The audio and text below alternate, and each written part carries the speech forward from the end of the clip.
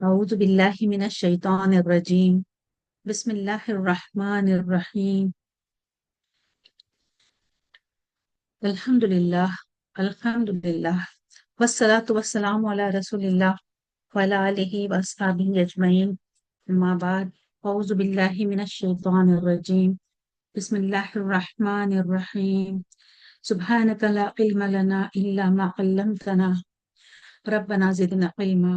رب اشرح لي صدري ويسر لي أمري واحلل عقدة من لساني يفقه قولي. رب يسر ولا تعسر وتمم بالخير وبك نستعين. ربي أدخلني مدخل صدق وأخرجني مخرج صدق واجعل لي من لدنك سلطانا نصيرا. اللهم أرنا الحق حقا وارزقنا اتباعه وأرنا الباطل باطلا وارزقنا اجتنابه. اللهم افتح علينا حكمتك وانشر علينا رحمتك يا ذا الجلال والإكرام. اللهم فقهنا في الدين. اللهم جل القرآن ربيع قلبي ونور صدري وجلاء حزني وذهاب همي وغمي. السلام علیکم ورحمۃ اللہ وبرکاتہ میری پیاری بہنوں. اہلاً و سہلاً و مرحبا خوش آمدید. امید ہے کہ آپ سب بخیر ہوں گے اور قرآن کے کلام پر غور و فکر آپ لوگوں نے شروع کر دیا ہوگا. My dear sisters, I welcome you all in the session of Torah Quran 2026. I must be pondering on the Allah's book. May Allah make easy for all of us and make you the source of Sawab Jariya for your parents and your children, for you. اللہ تعالیٰ آپ کے لیے آسانی کرے اور آپ کے والدین کے لیے آپ کو ثواب جاریہ بنائے اور آپ کی اولاد کو آپ کے لیے. آمین ثم آمین. الحمدللہ کل ہم جز پہلا اور اس کا سورہ شروع کر چکے ہیں، سورہ فاتحہ. لیکن مجھے یہ بات آپ لوگوں سے کہنی تھی کہ میں نے کل کہا تھا کہ جو صورتیں مکہ میں نازل ہوئیں وہ مکی ہیں اور جو مدینے میں نازل ہوئیں وہ مدنی.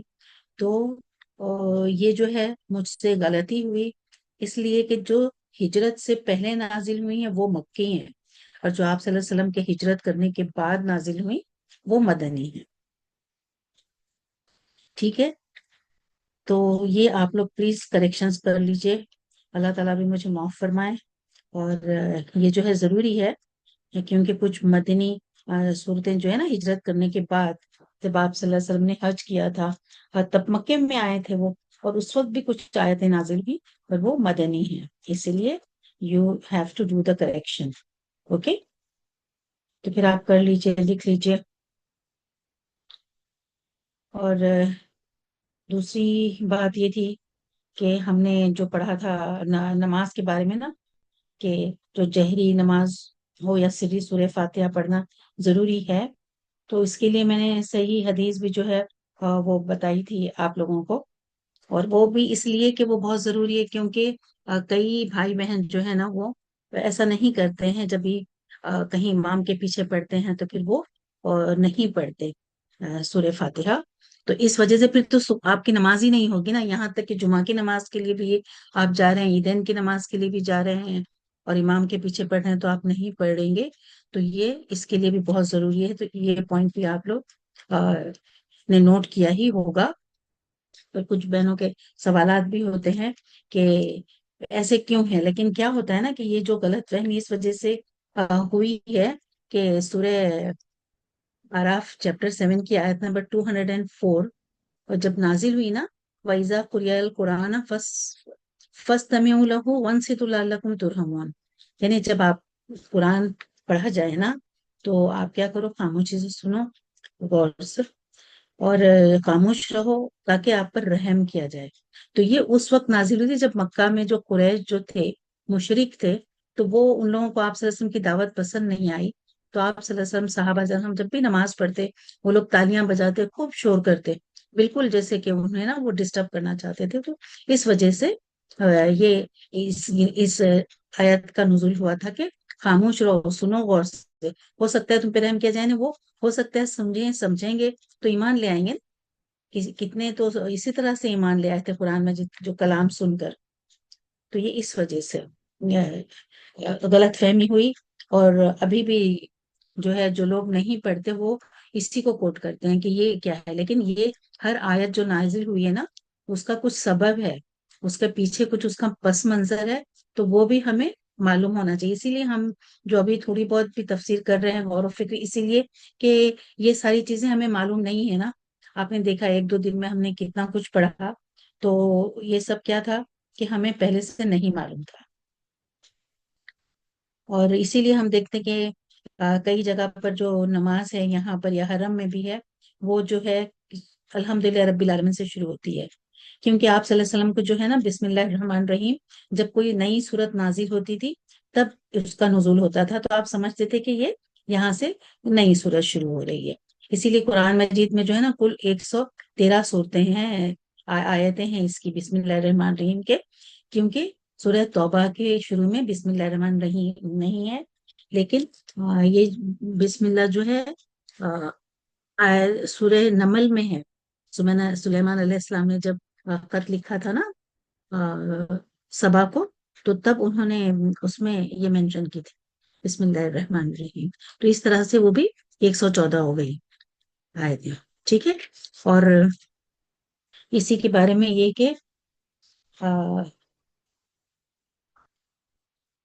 اس آپ صلی اللہ علیہ وسلم نے فرمایا کہ اس شخص کی کوئی نماز نہیں جس نے سورہ فاتحہ نہیں پڑھی.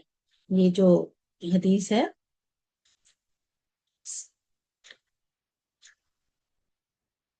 نبی صلی اللہ علیہ وسلم کے ارشادات میں اس کی خوب وضاحت کر دی گئی. فرمایا کہ لا صلاۃ لمن لم یقرأ بالفاتحۃ الکتاب. یہ صحیح بخاری حدیث 756 ہے، اور صحیح مسلم کی حدیث 34-394. اس شخص کی کوئی نماز نہیں جس نے سورہ فاتحہ نہیں پڑھی. یعنی یہاں پر جو ہے حدیث جو بیان کی گئی ہے اس میں جو من کا لفظ دیا ہے، تو وہ یہ بات بتا رہا ہے کہ یہ جو ہے ہر نمازی کو شامل ہے، منفرد ہو یا امام ہو یا امام کے پیچھے مقتدی ہو، سری نماز ہو یا جہری یعنی خاموشی سے پڑھی جانے والی، جہری یعنی زور سے، اور فرض ہو یا نفل کوئی بھی نماز، تو اس میں جو ہے سورہ فاتحہ آپ کو پڑھنا ضروری ہے. اور ہر نمازی کے لیے سورہ فاتحہ پڑھنا ضروری ہے. اس عموم کی مزید تائید اس حدیث سے ہوتی ہے جس میں آتا ہے کہ ایک مرتبہ نماز فجر میں بعض صحابہ کرام رضی اللہ عنہم بھی نبی صلی اللہ علیہ وسلم کے ساتھ قرآن کریم پڑھ رہے تھے، جس کی وجہ سے آپ صلی اللہ علیہ وسلم پر قرات بوجھل ہو گئی. جب نماز ختم ہوئی تو آپ نے پوچھا کہ تم بھی ساتھ پڑھتے رہے؟ تو انہوں نے کہا ہاں. جواب دیا ہاں میں. تب آپ نے فرمایا لا تفعلوا الا بام القرآن فانه لا صلاة لمن لم يقرأ بها. تم ایسا مت کرو، مت پڑھو ساتھ میں دوسرا سورہ، البتہ سورہ فاتحہ ضرور پڑھا کرو، کیونکہ اس کے پڑھے بغیر تو نماز ہی نہیں ہوتی. یہ سنن ابی داؤد کی حدیث 823. تو اس طرح ابو ہریرہ رضی اللہ عنہ سے مروی ہے کہ نبی کریم صلی اللہ علیہ وسلم نے فرمایا من صلی صلاۃ لم یقرأ فیہما بام القرآن فہی خداج ثلاث غیر تسمام. یعنی جس نے بغیر سورہ فاتحہ کی نماز پڑھی وہ ناقص ہے، مکمل نہیں. اور 3 مرتبہ آپ صلی اللہ علیہ وسلم نے فرمایا. آپ صلی اللہ علیہ وسلم ابو ہریرہ نے عرض کیا کہ امام کے پیچھے بھی ہم نماز پڑھتے ہیں، اس وقت کیا کریں؟ تو حضرت ابو ہریرہ نے فرمایا کہ آپ جیسے نا زور سے تو نہیں ہم کو پڑھنا ہے، ہم دل میں پڑھتے ہیں. جب آپ امام سورہ فاتحہ پڑھتا ہے کچھ وقفہ دیتا ہے تو اس وقت پڑھ لیا کرو، یا وہ بعد میں کچھ دیر رکتا ہے تب پڑھ لیا کرو. ٹھیک ہے. تو میں سمجھتی ہوں کہ الحمدللہ آپ لوگوں کی یہ بات کلیئر ہو گئی ہوگی، اور کیوں الحمدللہ سے شروع کرتے ہیں وہ بھی بات کلیئر ہوئی ہوگی، کیونکہ یہ بہت ہی امپورٹنٹ چیزیں ہیں اور سبھی کو معلوم ہونا چاہیے. اور ہمارے نماز جو بھی ہم پڑھ رہے ہیں وہ امید کرتی ہوں میں کہ سب نے شروع ہی کر دیا ہوگا کہ کس طرح تجوید کا. اب تو ایگزام بھی دے رہے ہیں، وہ بھی تیاری کرنی ہے، تو تجوید کے ساتھ پڑھنا ہر سورہ، اور جو بھی غلطیاں ہیں نا زیر زبر پیش کی وہ ہمیں صحیح کرنی چاہیے. انشاءاللہ ہم دیکھیں گے کہ ہم نے جو سورہ یہ شروع کیا ہے سورہ فاتحہ،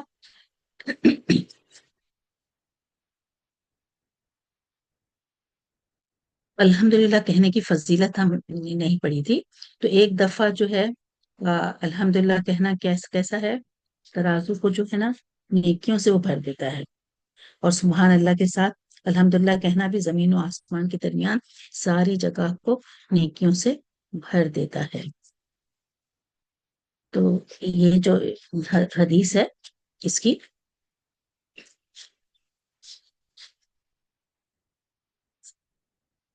حضرت مالک اشعری رضی اللہ عنہ کہتے ہیں کہ آپ صلی اللہ علیہ وسلم نے فرمایا طہارت نصف ایمان ہے، ایک مرتبہ الحمدللہ کہنا ترازو کو نیکیوں سے بھر دیتا ہے، سبحان اللہ اور الحمدللہ کہنا زمین و آسمان کے درمیان ساری جگہ کو نیکیوں سے بھر دیتا ہے۔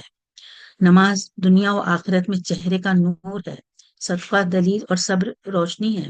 قرآن مجید قیامت کے روز تیرے حق میں یا تیرے خلاف گواہی دے گا۔ ہر آدمی صبح اٹھتا ہے تو اس کی جان گروی ہوتی ہے، جیسے جسے وہ یا تو نیکی کر کے آزاد کرا لیتا ہے یا گناہ کر کے ہلاک کر لیتا ہے۔ اسے مسلم نے روایت کیا ہے اور اس کا نمبر ہے 120۔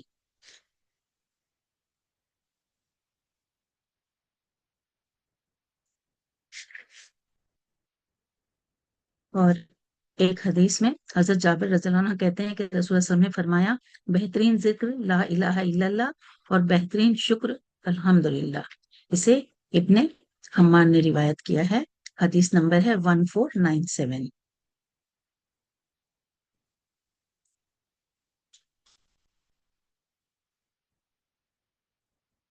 حضرت عبداللہ بن مسعود رضی اللہ عنہ کہتے ہیں کہ آپ صلی اللہ علیہ وسلم نے فرمایا معراج کی رات حضرت ابراہیم علیہ السلام سے میری ملاقات ہوئی تو انہوں نے کہا اے محمد صلی اللہ علیہ وسلم میری طرف سے اپنی امت کو سلام پہنچانا اور انہیں بتانا کہ جنت کی زمین بڑی سرخیز ہے اور اس کا پانی بڑا ثمر آور ہے اور اس کی جگہ خالی ہے اور اس میں درخت لگانا سبحان اللہ الحمدللہ لا الہ الا اللہ اور اللہ اکبر کہنا ہے۔ اسے ترمذی نے روایت کیا ہے، حدیث نمبر ہے 1497۔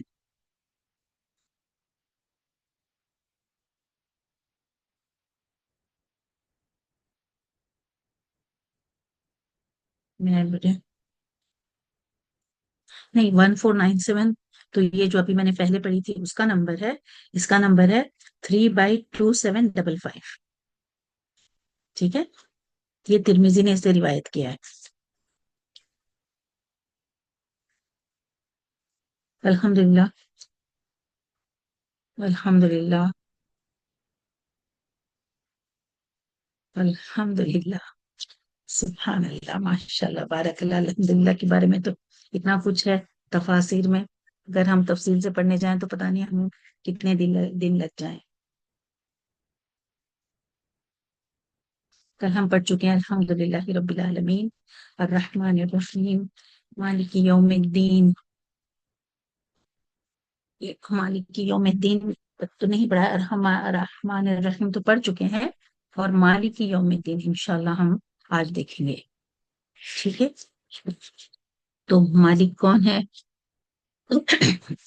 مالک بادشاہ، یوم الدین بدلے کے دن کا مالک کون ہے؟ اللہ سبحانہ و تعالی بدلے کے دن کے مالک ہے۔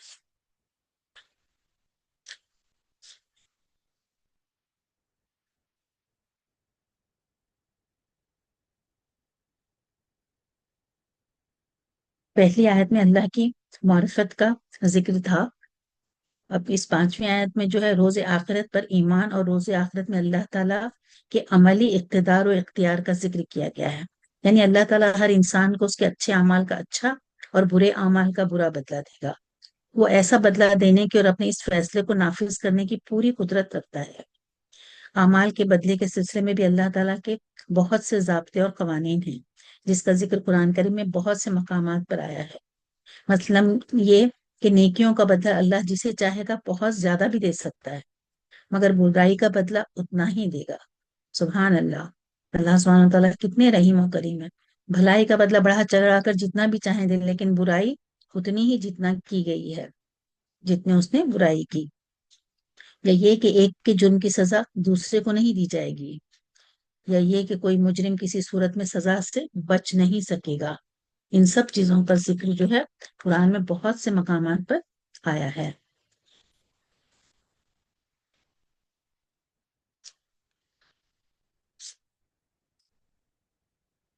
دین کا جو لفظ ہے یہ ہے چار معنوں میں استعمال ہوا ہے: اللہ تعالیٰ کی مکمل حاکمیت، اور اس کا دوسرا پہلو یہ لازمی نتیجہ ہے انسان کی مکمل عبودیت.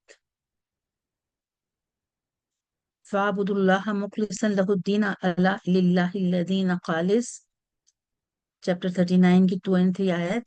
لہٰذا خالصتاً اسی کی عبادت کرو. سن لو، مکمل حاکمیت کس کی ہے؟ خالصتاً اللہ ہی کے لیے ہے.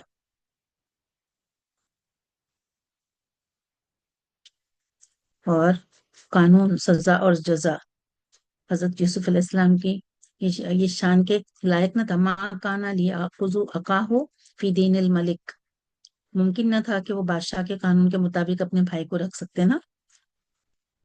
قانون، سزا اور جزا کو نافذ کرنے کی قوت جو ہے،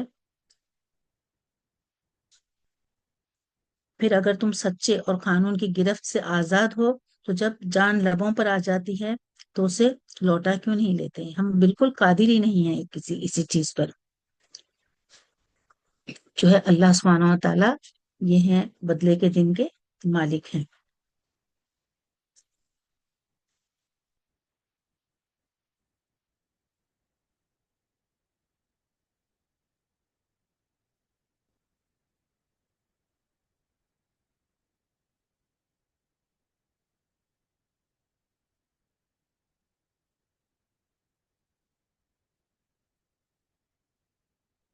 تو یہ جو ہے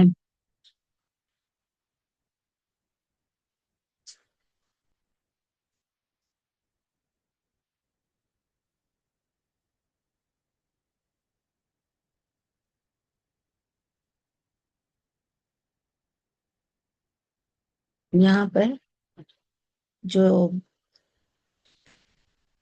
حقیقی مالک یوم الدین کے بارے میں بتایا ہے کہ حقیقی مالک تو ہیں اللہ سبحانہ و تعالیٰ ہی ہیں. اور قرآن میں بھی لمن الملک اليوم، اور جو ہے سورہ غافر کی جو ہے چیپٹر 40 کی آیت نمبر 16، اور سورہ انعام کی قولہ الحق ولہ الملک آیت نمبر 73. اسی طرح سورہ مریم میں بھی آیت آئی ہے جس میں اللہ سبحانہ وتعالیٰ مالک ہیں، اس بات کا اظہار ہے.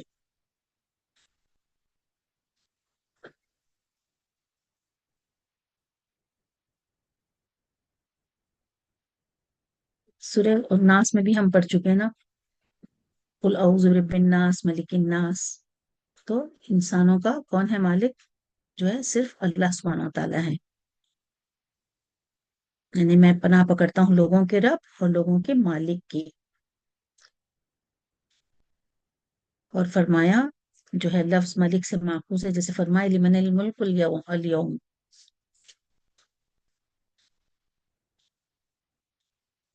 سورہ جو ہے انعام ہے اس کی چیپٹر 6 کی آیت نمبر 73.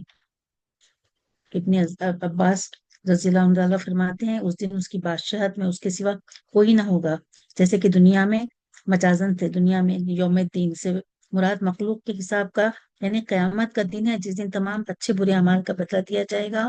ہاں، اگر رب کسی برائی سے درگزر کر لے تو اس کا اختیاری امر ہے. صحابہ رضی اللہ عنہم، تابعین اور سلف صالحین رضی اللہ عنہم سے بھی یہی مروی ہے. بعض سے بھی یہی منقول ہے. اس سے مراد یہ ہے کہ اللہ تعالیٰ قیامت کے قائم کرنے پر قادر ہیں. حقیقی مالک اللہ ہی ہیں. جیسے فرمایا سورہ حشر 59 کی آیت نمبر 23 میں هو الذی لا الہ الا هو الملک القدوس. آگے ہے نا سلام المومن المحیمن. اور بخاری اور مسلم میں حضرت ابو ہریرہ رضی اللہ عنہ سے مروی ہے کہ آپ صلی اللہ علیہ وسلم نے فرمایا بدترین نام اللہ تعالیٰ کے نزدیک اس شخص کا ہے جو شہنشاہ کہلائے. حقیقی مالک اللہ کے سوا کوئی نہیں. یہ جو ہے صحیح مسلم کی حدیث ہے 2143. اور ایک حدیث میں ہے کہ اللہ تعالیٰ زمین کو قبضہ میں لے لے گا اور آسمان اس کے دائیں ہاتھ میں لپٹے ہوئے ہوں گے. پھر فرمائے گا میں بادشاہ ہوں، کہاں گئے زمین کے بادشاہ، کہاں ہیں تکبر والے؟ یہ جو ہے صحیح بخاری کی حدیث ہے 4812.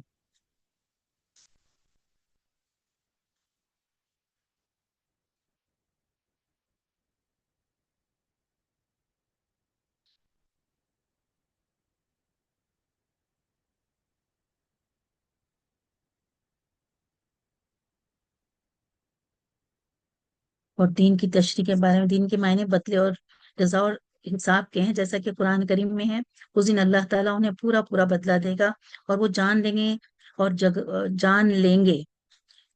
کسی اور جگہ یہ فرمایا کہ کیا ہم بدلہ دیے جائیں گے؟ حدیث میں ہے، دانا وہ ہے جو اپنے نفس سے خود بدلہ لے لے اور موت کے بعد کام آنے والے اعمال کرے۔ یعنی جو ہم کیا کرتے ہیں، بس زندگی میں ہی مگن ہے نا، ہم کو آخرت کی فکر ہی نہیں ہے کہ ہم کو آخرت میں کیا ہے، ہم جو کچھ بھی یہاں پر کر رہے ہیں اس کے پل پل کا حساب دینا ہے اللہ سبحانہ تعالیٰ کو نا۔ وقت کہاں گزارا، کیا کیا، اتنا کچھ تم کو دیا تھا تو جو کچھ بھی احکامات تھے کیا تم نے کیے پورے، کیا زکوٰۃ برابر ادا کی، جو بھی صحت دی تھی تو کیا کسی کی مدد کی، ہر ہر ہر ہر چیز کا حساب ہوگا۔ تو اس کی تو ہمیں فکر نہیں ہے کہ آخرت میں ہم کو حساب دینا ہے، بس دنیا کی زندگی میں مگن ہے۔ یہاں پر اللہ تعالیٰ جو ہے ہر چیز اچھی طرح سے صاف صاف کھول کر بتا دیے ہیں، اور پہلا ہی سورہ ہے جو کہ سکھایا گیا ہے، ایک دعا کے طور پر ہمیں بتایا گیا ہے، اور پھر ہم اس میں بہت ساری باتیں اللہ تعالیٰ نے اللہ خود ہے مالک یوم دین، بدلے کے دن کا مالک، حالانکہ وہ بے انتہا رحیم، بے انتہا کریم ہے۔ دیکھا آپ نے کہ اچھے کاموں کا کئی گنا بڑھا کے بھی بدلہ دے گا، لیکن برے کا جتنا ہی برائی کی ہے صرف اتنا ہی۔ تو وہ اتنا اچھا مالک ہے، صحیح انصاف کرنے والا۔ اور ہم جو ہیں اللہ سبحانہ تعالیٰ سے اس کے بعد، یہ جاننے کے بعد اللہ سے ہم اقرار بھی کر رہے ہیں کہ کیا اقرار کر رہے ہیں ہم؟ ایاک نعبد و ایاک نستعین، کہ ہم صرف تیری ہی عبادت کرتے ہیں اور صرف تجھ ہی سے مدد چاہتے ہیں۔ تو یہاں پر جو ہے عبادت کا جو لغوی اور شرعی معنی ہے یہ ہے کہ بہت ہی عاجزی اور انکساری کے ساتھ نا اپنے آپ کو ایک دم ذلیل یہ کرتے ہوئے، جو ہمیں دے سکتا ہے، جو مالک ہے اس کے سامنے طلب کرنا ہے، اس کی عبادت کرنا، اس کو سچا مان کر عبادت کے لائق جو ہے اس کو عبادت کے لائق سمجھ کر اس کی عبادت کرنا۔ یہاں پر ایاک نعبد و ایاک نستعین میں ہے کہ آیت کے پہلے حصے میں شرک سے بیزاری کا اعلان ہے، اور دوسرے جملے میں اپنی طاقتوں اور قوتوں کا انکار ہے۔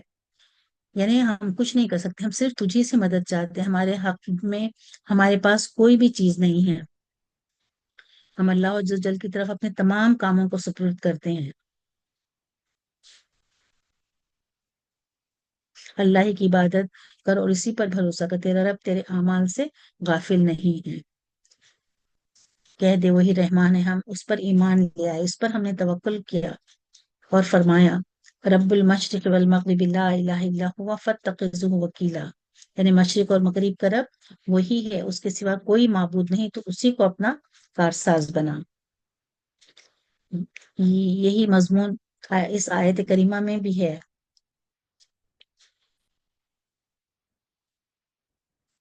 اللہ تعالیٰ سے خطاب کیا گیا کہ جو نہایت لطافت اور مناسبت رکھتا ہے، اس کے لیے جب بندے نے اللہ تعالیٰ کی صفت و ثنا بیان کی تو گیا قرب الہ میں حاضر ہو گیا، اور اللہ کے جلال کے حضور میں پہنچ گیا۔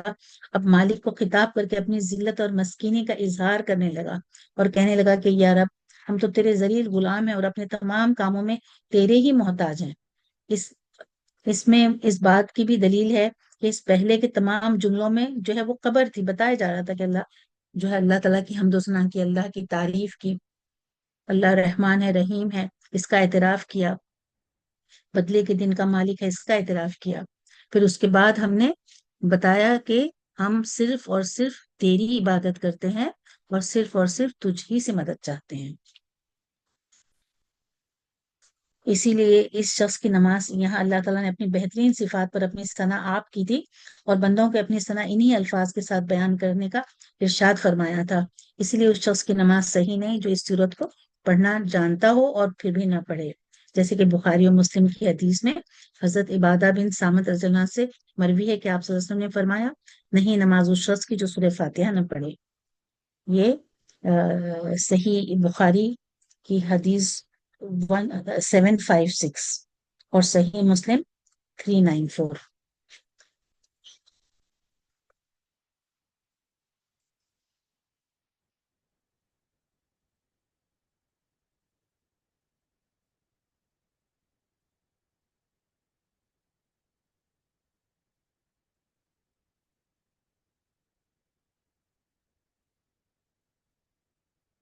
اگر یہ کہا جائے کہ آم، یہ جو ہے نا ایاک نعبد، یہ جمع کا صیغہ کیوں اختیار کیا گیا ہے؟ تعظیم کے لیے؟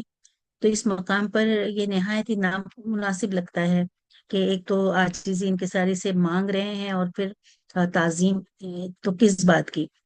تو اس کا جواب ہے کہ ایک بندہ تمام بندوں کی طرف سے خبر دے رہا ہے، بالخصوص جب کہ وہ عبادت میں کھڑا ہوا ہے یا امام بنا ہوا ہے، بس گویا وہ اپنی اور اپنے سب مومن بھائیوں کی طرف سے اقرار کر رہا ہے کہ وہ سب اس کے بندے ہیں اور اسی کی عبادت کے لیے پیدا کیے گئے ہیں، تو ان کی طرف سے بھلائی کے لیے وہ آگے بڑھا ہوا ہے۔ بعض نے کہا کہ یہ تعظیم کے لیے، گویا کہ بندہ جب عبادت میں داخل ہوتا ہے تو اسی کو کہا جاتا ہے کہ تو شریف اور تیری عزت ہمارے دربار میں بہت زیادہ ہے۔ اور ثواب جو یا کا نام تو یا کا نستعین کہے اپنے تئیں عزت سے یاد کر۔ ہاں اگر عبادت سے الگ ہو تو اس وقت ہم نہ کہیں یہ نا کہ یا کا نستعین، یہ تو ہم کھڑے ہیں اللہ کے سامنے تو ہم اللہ تعالیٰ سے فرما رہے ہیں یا کا نعبدو میں جو تواضع اور عاجزی ہے وہ ایا کا کوئی اور لفظ ہوتا ہے نا ابدنا وغیرہ میں نہیں ہے۔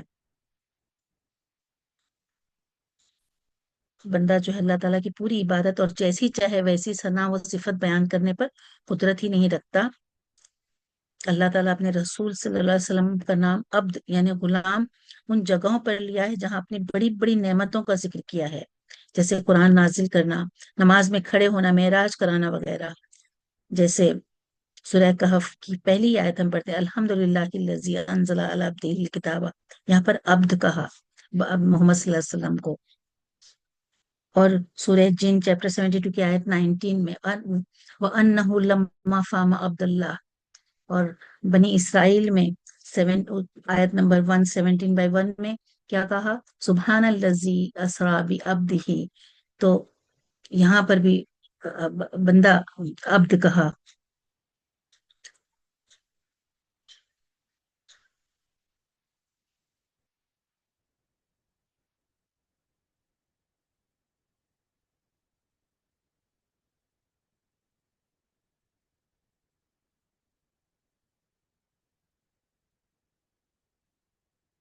ایک بیٹے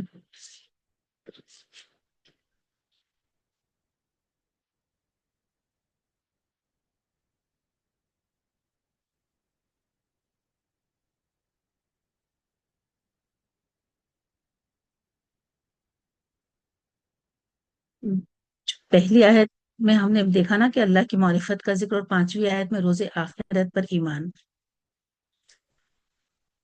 یہاں پر جو عبادت یہ لفظ ہے تین معنوں میں آتا ہے، ایک پرستش، دوسرا اطاعت و فرما برداری، اور تیسرا ہما وقت کی بندگی اور غلامی۔ تو یہاں پر جو یہ لفظ ہے اپنے تینوں معنوں پر مشتمل ہے۔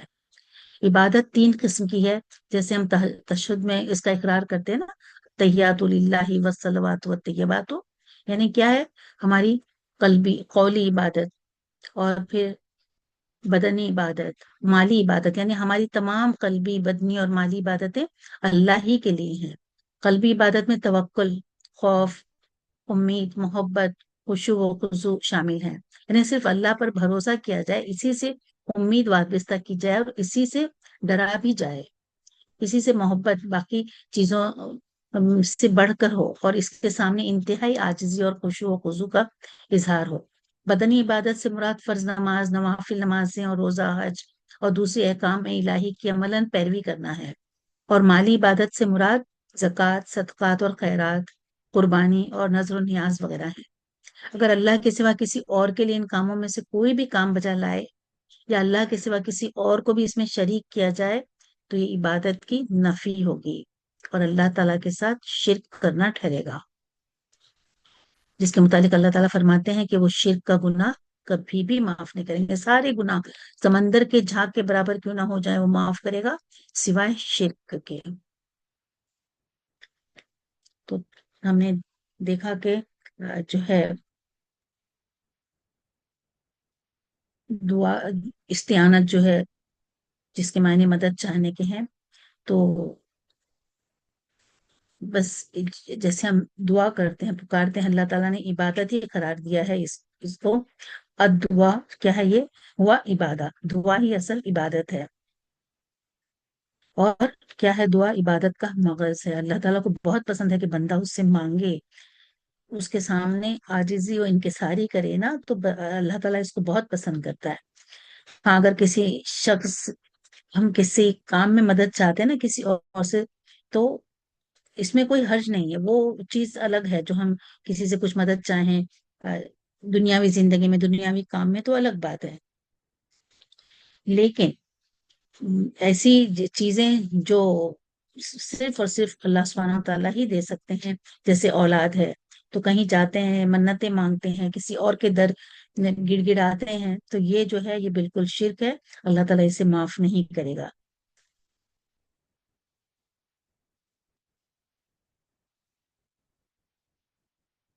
یہاں پر جو نعبد اور نستعین کے پہلے ایا کا لفظ آیا ہے، تو اس کے معنی صرف اور صرف ہم تیری ہی عبادت کرتے ہیں اور صرف تجھ ہی سے مدد چاہتے ہیں.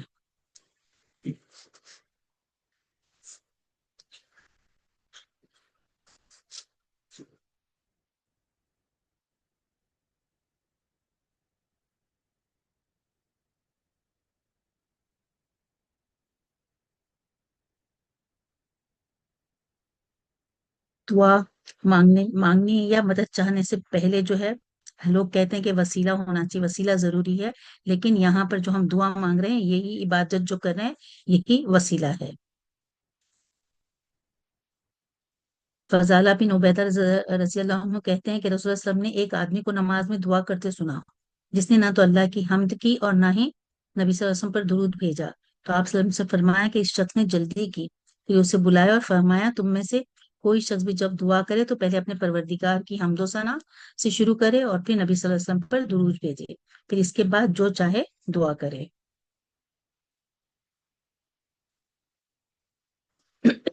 اسے احمد نے روایت کیا ہے.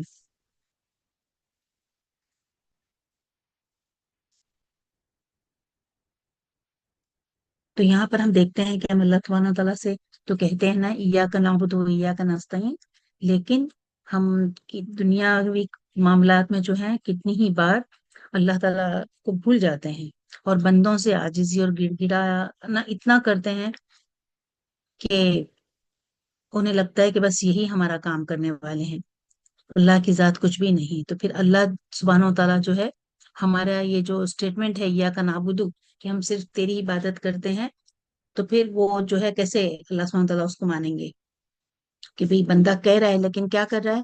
ساتھ ہی اور کے در پہ بھی چلا جا رہا ہے. یہاں نماز تو پڑھ رہا ہے، 5 وقت کی نماز پڑھ رہا ہے، لیکن وہ باقاعدہ کسی درگاہ پر جا رہا ہے، کہیں پہ دھاگا باندھ رہا ہے، کسی سے تعویذ بندوا رہا ہے، اور اتنے غلط کام وہ کر رہا ہے. تو یہ بات جو ہے نا، اس لیے ہم کرتے ہیں کیونکہ ہم کو علم نہیں ہے کہ ہم اللہ تعالیٰ سے یہ عہد کر رہے ہیں، یہ وعدہ کر رہے ہیں کہ یا اللہ میں صرف تیری ہی عبادت کرتا ہوں، کہہ رہے ہیں اللہ سے. تو ہم کو سورہ فاتحہ جو اتنی چھوٹی سی سورت ہے، اس کے بھی معنی نہیں معلوم ہے، اس لیے ہم بھٹک جاتے ہیں، بہک جاتے ہیں. اور جو ہے کہتے بھی ہیں کہ تو بدلے کے دن کا مالک ہے، جو بھی ہم کہہ رہے ہیں نا. الحمدللہ رب العالمین، تمام تعریف تمام شکر جو ہے صرف اور صرف اللہ سبحانہ و تعالیٰ کا ہے. اسی کے دیے ہوئے ہیں ہاتھ پیر آنکھ، جو سانسیں چل رہی ہیں، سب اسی کا دیا ہوا ہے. تو ہم اس کی حمد و ثنا تو کرتے ہیں، اور پھر کہتے بھی ہیں کہ ہم تیری عبادت کرتے ہیں، صرف تیری عبادت کرتے ہیں کہتے ہیں، لیکن غیر اللہ کی بھی عبادت کرتے ہیں، اس کے ساتھ شرک کرتے ہیں. تو یہ جو ہے معنی ہم کو معلوم ہونی چاہیے. تو میری بہنوں، ہم جتنے بھی ہیں یہاں پر اور جو بھی یہ سنیں، ریکارڈنگ بھی اگر یہاں موجود نہیں ہے، تو ان سب سے میں گزارش کروں گی کہ آپ یہ سورہ فاتحہ کے معنی جو ہے معلوم کر لیں، ٹھیک ہے، یاد کر لیں، جو ترجمہ ہے وہ پڑھ لیں، اور جو بھی ہم ابھی یہاں پر حدیث پڑھ رہے ہیں، اس سے جو بھی آپ کے سمجھ میں آ رہا ہے، آپ جو بھی نوٹ کر سکتے ہیں تو وہ ضرور نوٹ کریں، ٹھیک ہے؟ آگے ہم پڑھتے ہیں اہدنا الصراط المستقیم. کیا ہے کہ یا اللہ ہدایت دے ہمیں کس کی؟ صراط مستقیم کی.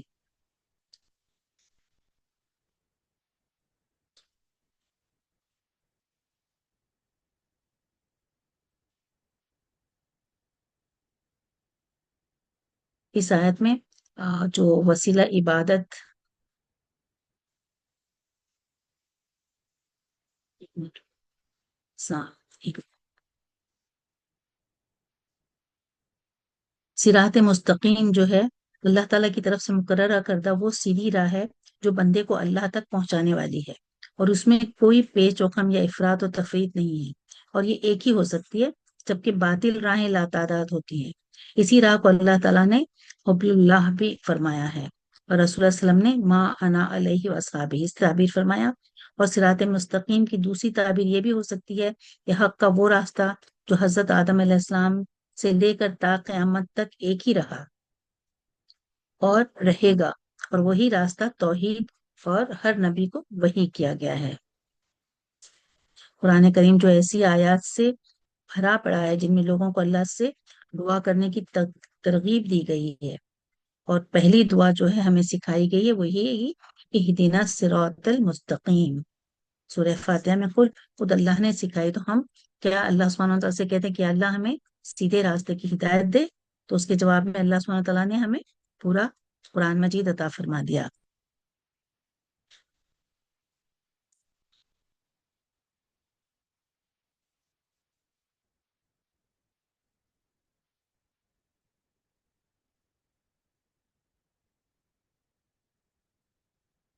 ایک منٹ.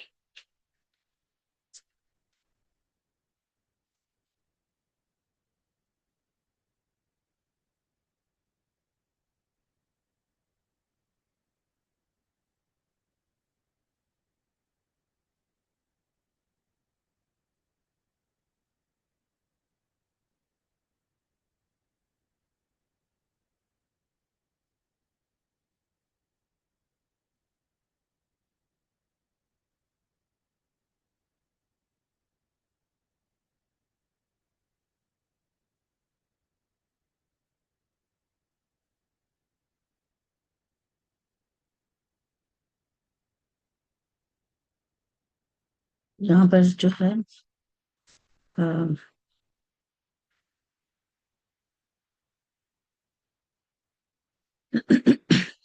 ہدایت سے جو ہے نا کافی ساری اللہ سبحانہ تعالیٰ نے جو خود سکھائی ہیں دعائیں، اور یہ جو ہم روز پڑھتے بھی ہیں، سورہ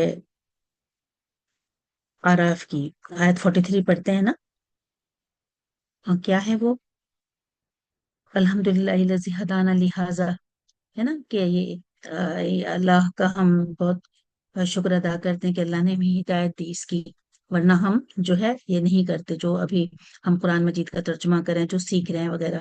تو یہ اتنی ہی قرآن مجید میں نا ایسی آیتیں اللہ سبحانہ تعالیٰ نے دی ہیں جس میں یہ ہم اللہ سے دعا مانگ رہے ہیں. بہت سی یہاں پر تو میرے سامنے کم سے کم 6-7 جو ہیں وہ ہیں قرآن مجید کی آیتیں ہیں.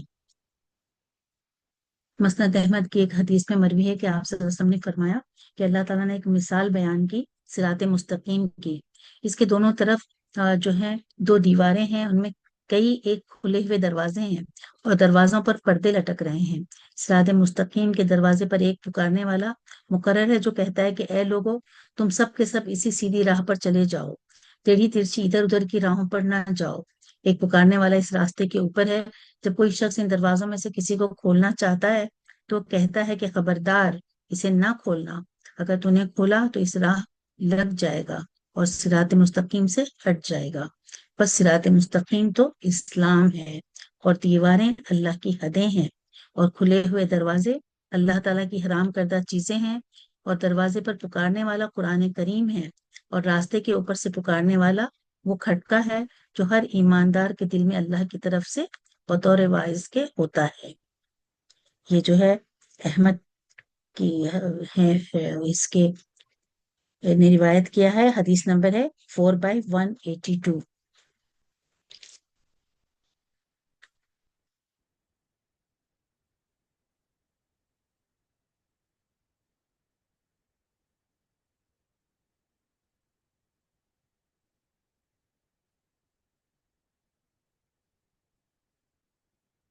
حضرت عبداللہ رضی اللہ عنہ تعالیٰ فرماتے ہیں کہ صراط مستقیم وہ ہے جس پر ہمیں آپ صلی اللہ علیہ وسلم نے چھوڑا. اور امام ابو جعفر ابن جریر رضی اللہ رحمت اللہ علیہ کا فیصلہ ہے کہ میرے نزدیک اس آیت کی سب سے بہترین تفسیر یہ ہے کہ انہوں نے کہا کہ ہم توفیق دیے جائیں اس چیز کی جو باری تعالیٰ کی مرضی کی چیز ہو اور جس پر چلنے کی وجہ سے رب تعالیٰ اپنے بندوں سے راضی ہوا ہو اور ان پر انعام کیا ہو. صراط مستقیم یہی ہے، اس لیے کہ جو شخص اس چیز کی توفیق دیا گیا، جس کی توفیق اللہ کے نیک بندوں کو تھی، جن پر اللہ تعالیٰ کا انعام ہوا تھا، اور جو نبی اور صدیق اور شہداء اور صالح لوگ تھے، وہ اسلام کی اور رسول کی تصدیق کی اور کتاب اللہ کو مضبوط تھام رکھنے کی اور اللہ تعالیٰ کے احکام کو بجا لانے کی اور اس کے منع کیے ہوئے کاموں سے رک جانے کی، اور نبی کریم صلی اللہ علیہ وسلم، آپ صلی اللہ علیہ وسلم کے چاروں خلیفوں اور تمام نیک بندوں کی راہ کی توفیق دے گا. تو یہی صحیح صراط مستقیم ہے.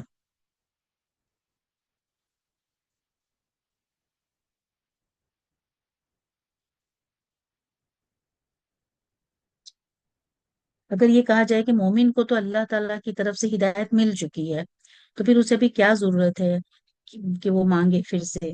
کیوں پھر وہ محتاج بنے نا؟ تو اچھا اور نیک بخت انسان وہ ہے جسے اللہ تعالیٰ اپنے در کا بھکاری بنا لے، وہ اللہ تعالیٰ پر ہر پکارنے والے کی پکار کے قبول کرنے کا کفیل ہو، بالخصوص بے قرار محتاج اور اس کی طرف اپنی حاجت دن رات پیش کرنے والے کی ہر پکار کو قبول کرنے کا وہ ضامن ہے. اور جگہ جو ہے قرآن کریم میں ہے، یا ایھا الذین آمنو آمین، جو لوگ ایمان لائے ہو پھر ایمان لاؤ اللہ پر. تو یہاں پر ایمان والوں پر، اللہ کے رسولوں پر اور اس کی کتاب پر جو اس نے اپنے رسول صلی اللہ علیہ وسلم کی طرف نازل فرمائی، جو کتابیں اس سے پہلے نازل ہوئی، سب پر ایمان لاؤ. یہ بار بار کہا گیا کس کو؟ جو آلریڈی ایمان لا چکے ہیں. اور دیکھیے اللہ سبحانہ وتعالیٰ نے اپنے ایماندار بندوں کو حکم دیا، کیا کہیں؟ ربنا لا تزغ قلوبنا بعد إذ هديتنا وهب لنا من لدنك رحمة إنك أنت الوهاب. کس کی؟ سورہ آل عمران چیپٹر 3 کی آیت نمبر 8 ہے یہ، ہے نا. ایمان لائے ہیں ربنا، پھر وہ اللہ تعالیٰ سے دعا کریں لا تزغ قلوبنا، ہمارے دلوں کو مت پلٹا دے، اے ہمارے رب ہمارے دلوں کو ہدایت کے بعد ٹیڑھا نہ کر، اور ہمیں اپنے پاس کی رحمت عطا فرما، تو بہت بڑا دینے والا اور عطا فرمانے والا ہے. یہ بھی روایت ہے کہ حضرت ابو بکر صدیق رضی اللہ عنہ مغرب کی تیسری رکعت میں سورہ فاتحہ کے بعد اس آیت کو پڑھا کرتے تھے. انعام یافتہ صراط الذین، آگے ہم پڑھتے ہیں صراط الذین انعمت علیہم غیر المغضوب علیہم ولا الضالین آمین. تو یہاں پر یہ جو انعام یافتہ لوگ ہیں، یہ ان سے کیا مراد ہے؟ انعام یافتہ کون ہیں؟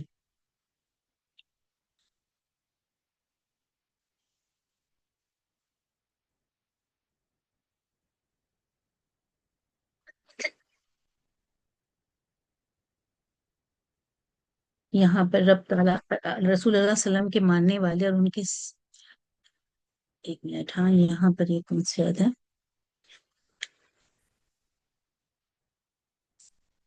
جن پر اللہ تعالیٰ کا انعام ہوا، ان کا بیان سورہ نساء میں ہے. آیت نمبر 69، چیپٹر 4 آیت نمبر 69 میں ہے وَمَنْ يُطِعِ اللَّهَ وَالرَّسُولَ فَأُولَٰئِكَ مَعَ الَّذِينَ أَنْعَمَ اللَّهُ عَلَيْهِمْ. رب تعالیٰ اور رسول کے ماننے والے اور ان کے ساتھ ہوں گے جن پر رب تعالیٰ کا انعام ہے، جو نبی، صدیق اور شہید اور صالح لوگ ہیں. یہ بہترین ساتھی اور اچھے رفیق ہیں. یہ فضل الہی ہے اور اللہ کا جاننے والا ہونا کافی ہے. حضرت عبداللہ بن عباس رضی اللہ عنہ فرماتے ہیں کہ مطلب یہ ہے کہ اللہ تعالیٰ تو مجھے فرشتوں، نبیوں، صدیقوں، شہیدوں اور صالحین کی راہ پر چلا جن پر تو نے اپنی اطاعت و عبادت کی وجہ سے انعام نازل فرمایا. تو ہم یہ اللہ سے دعا کر رہے ہیں کہ اللہ تعالیٰ ہم کو تو ان کے راستے پر چلا. دیکھیے فرشتوں، نبیوں، صدیقوں، شہیدوں اور صالحین کے راستے پر چلا. یہ آیت جو ہے نا ٹھیک ومن یطیع اللہ کی طرح ہے. ربی بن انس رضی اللہ عنہ کہتے ہیں کہ اس سے مراد انبیاء ہیں. ابن عباس رضی اللہ عنہما اور مجاہد رحمۃ اللہ فرماتے ہیں کہ رسول اللہ صلی اللہ علیہ وسلم اور آپ صلی اللہ علیہ وسلم کے صحابہ رضی اللہ عنہم مراد ہیں ان سے، جس پر انعام کیا گیا. جو ہم کہہ رہے ہیں نا، ہم کو اللہ تعالیٰ سے کیا کہا ہم نے، اہدنا الصراط المستقیم صراط الذین انعمت علیہم، ہمیں سیدھے راستے پر چلا، راستہ ان لوگوں کا جن پر تو نے انعام کیا. تو کون؟ صدیقین، شہداء، صالحین، ان پر. غیر المغضوب علیہم ولا الضالین. تو غیر المغضوب علیہم کون لوگ مراد ہیں اس سے؟ جن پر اللہ تعالیٰ کا غضب کیا گیا. تو یہ وہ لوگ ہیں جو حق کو جان کر اس سے ہٹ گئے. گمگشتہ راہ لوگوں کی طریقے سے بھی جو ہے ہمیں بچا لے، جو سرے سے علم ہی نہیں رکھتے. یہ کون ہے؟ نصارہ ہیں. یہودی جو ہیں ان کے ہاں علم جو تھا، یہودیوں کے ہاں علم تھا اور نصارہ کے ہاں عمل نہیں. اسی لیے کے باوجود عمل کے علم کو چھوڑنا جو سبب ہے وہ غضب کا. ایک چیز کا قصد تو کرتے ہیں لیکن اس کا صحیح راستے کو نہیں پا سکتے. ان کا طریقہ جو تھا بالکل ہی غلط تھا. یوں تو غضب اور گمراہی ان دونوں جماعتوں کے حصے میں ہے، لیکن یہودی جو ہے غضب کے حصے میں پیش پیش ہے، کیونکہ اللہ کی آیات کا بالکل انکار کر دیتے تھے اور اللہ تعالیٰ جو بھی کرنے کا حکم دیتا تھا اس سے الٹا عمل کرتے تھے. اور اللہ تعالیٰ کی آیتوں کو تھوڑے سے فائدے کے لیے چھپا لیا کرتے تھے، جھوٹ بولتے تھے. تو ان لوگوں میں بہت ہی خرابیاں تھیں. اور جو نصارہ تھے ان لوگوں کے پاس تو علم ہی نہیں تھا اور وہ بھٹک گئے تھے. اور یہودیوں نے کیا کیا تھا؟ عزیر علیہ السلام کو اللہ کا بیٹا بنا لیا تھا، اور عیسائیوں نے جو ہے عیسیٰ علیہ السلام کو اللہ کا بیٹا بنا لیا اور تین خداؤں میں سے ایک خدا مانا ان کو.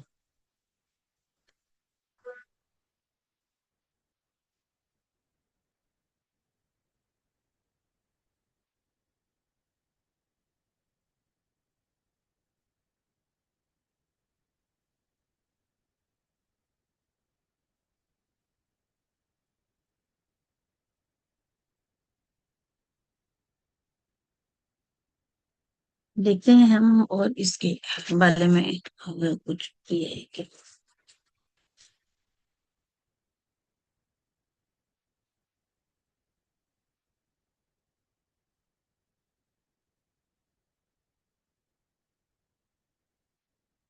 یہاں پر جو ہے ہم جب سورہ فاتحہ پڑھ لیتے ہیں نا، غیر المغضوب علیہم ولا الضالین، تو ہمیں کیا کہنا ہے؟ آمین کہنا ہے. اور اس سے پہلے تو یہ جو ہے ہم کہہ رہے ہیں کہ اللہ تعالیٰ جن کے پر تو نے غضب کیا ان کے راستے پر ہمیں مت چلا، اور نہ ہی گمراہوں کے راستے پر. لیکن پھر ہم خود گھر میں کیا کر رہے ہیں ذرا دیکھیے کہ ہم ایسے کام کر رہے ہیں جو یہودی اور نصارہ کر رہے ہیں، ان کے راستے پہ چل پڑے ہیں. ہم نے ان کا بول چال، ان کا سٹائل، ان کا پہراوا شروع کر دیا ہے اور اس میں بہت کمفرٹیبل فیل کرتے ہیں. ہمارے جو نبی صلی اللہ علیہ وسلم، ہماری امہات المومنین نے جو کچھ کیا، ان کے اگر آپ ہسٹری پڑھیں گے، اس کا مطالعہ کریں گے کہ وہ کیسے تھے، وہ کیا کرتے تھے، ان کا رہن سہن کیسا تھا، ان کا لین دین، ان کے معاملات کیسے تھے، وہ اگر ہم اس پر کریں گے تو پھر ہماری زندگی کچھ اور ہوگی. لیکن یہاں پر ہم اللہ سبحانہ تعالیٰ سے تو ہر وقت دیکھیے کتنی نمازیں ہم پڑھتے ہیں، 5 نماز میں کتنی رکعتیں، فرض، سنت، نفل، کتنی رکعتیں. اس میں جو ہے پھر اشراق ہے، تہجد ہے نا، صلاۃ الضحیٰ ہم پڑھتے ہیں. اس میں 5 بار ہم یہ سب پڑھ رہے ہیں، اللہ سے کہہ بھی رہے ہیں، اعتراف بھی کر رہے ہیں کہ یا اللہ تعالیٰ ہم صرف تیری ہی عبادت کرتے ہیں، ہم صرف تجھی سے مانگتے ہیں. لیکن پھر غیر اللہ کی طرف بھی چلے جاتے ہیں، اور اللہ کی حمد و ثنا کرنے کے باوجود یہ کہنے کے باوجود کہ ہم کو ان کے راستے پر چلا جن پر انعام ہوا. تو نبیوں کا راستہ کون سا ہے؟ پھر ہمیں اپنانا چاہیے نا، کہ پہلے تو معلوم کرنا چاہیے کہ کن پر انعام ہوا. جب معلوم ہو گیا تو پھر ہمیں ان کا راستہ اختیار کرنا چاہیے. اور اس کے بعد جب کہہ رہے ہیں ہم کہ ہمیں ان کے راستے پر مت چلا جس پر تو غصہ ہوا، غضب ہوا، اور جو گمراہ ہو گئے، تو پھر ہم کو معلوم کرنا چاہیے اللہ کا کس پر غصہ ہوا ہے، تو ہم کو نہیں چلنا ہے، بلکہ ہم تو الٹا بالکل انہی کی کاپی کر رہے ہیں، انہی کو فالو کر رہے ہیں. دین سے دور، نمازیں نہیں ہیں، کتنی تو روزہ بھی نہیں رکھتے، رمضان کے جو فرض روزے ہیں وہ بھی نہیں ہے، یعنی علم ہی نہیں ہے، پڑھتے ہی نہیں ہے سمجھ کے. پہلی جو سورہ فاتحہ جس کو پڑھنا ضروری ہے، جس کے بغیر نماز نہیں ہے، اسی کے ہم کو معنی نہیں معلوم، تو پھر آگے ہم کیا کریں گے؟ میری بہنوں، یہ جو ہے نا، ہمیں بہت غور طلب بات ہے. سبھی کو اس پر غور و فکر کرنا چاہیے کہ ہم اپنے جو صبح شام جو گزار رہے ہیں ہماری زندگی کے، وہ کیسے ہونے چاہیے. کیا ہم اللہ سبحانہ تعالیٰ سے جو وعدہ کر رہے ہیں، جو عہد و پیما کرتے ہیں، تو ہم کیا اس کا حق ادا کرتے ہیں؟ نہیں کرتے ہیں تو پھر یہ ہمیں تہیہ کر لینا چاہیے کہ اب ہم کیا کریں گے. اس کو ایک نیت کر لیجیے آپ کی. اور جب بھی یہ سورہ پڑھیں تو اس میں کیا کرنا ہے ہم کو؟ آخر میں آمین کہنا ہے. ٹھیک ہے. حضرت ابو ہریرہ رضی اللہ تعالیٰ فرماتے ہیں کہ آپ صلی اللہ علیہ وسلم نے فرمایا، جب امام ولد کہے تو تم آمین کہو. جس کا آمین کہنا فرشتوں کے آمین کے کہنے کے موافق ہو گیا تو اس کے پہلے گناہ جو ہے بخش دیے جائیں گے. ٹھیک ہے. اسے کس نے؟ بخاری نے روایت کیا ہے. اس کا حدیث نمبر دیکھتے ہیں ہم.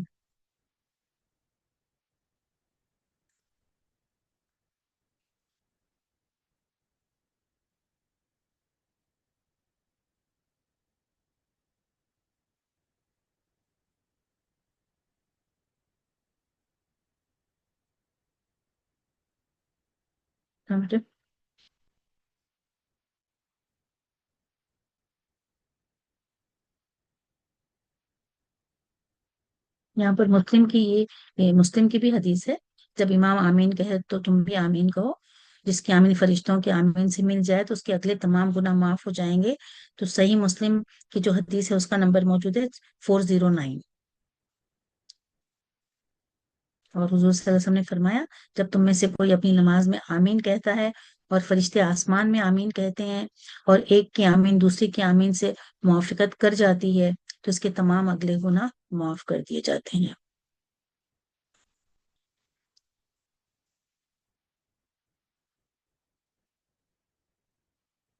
جی. تو یہ جو ہے، یہ ابھی جو میں نے پڑھی، اگلے گناہ معاف کر دیے جاتے ہیں، وہ صحیح مسلم کی 409 ہے. اور اس سے پہلے جو پڑھی وہ بخاری کی ہے. بہت بخاری کی جو احادیث ہیں 780 آپ لکھ لیجئے، کیونکہ اس کے علاوہ اور بھی ہیں. ٹھیک ہے. مطلب یہ ہے کہ اس کی آمین کا اور فرشتوں کی آمین کا وقت ایک ہی ہو جائے. اور یہ جو ہے اس کے معنی کیا ہے کہ یا اللہ ایسا ہی ہو، یا اللہ تعالی ہماری دعا قبول فرما. ٹھیک ہے. تو ہم ضرور آمین کہیں گے. جبھی بھی سورہ فاتحہ پڑھیں تو ہم تو اس کو آمین کہیں گے. ابن عباس نے حضور صلی اللہ علیہ وسلم سے دریافت کیا کہ آمین کے کیا معنی ہے، تو آپ صلی اللہ علیہ وسلم نے فرمایا، اے اللہ تو قبول فرما، قبول کر اسے.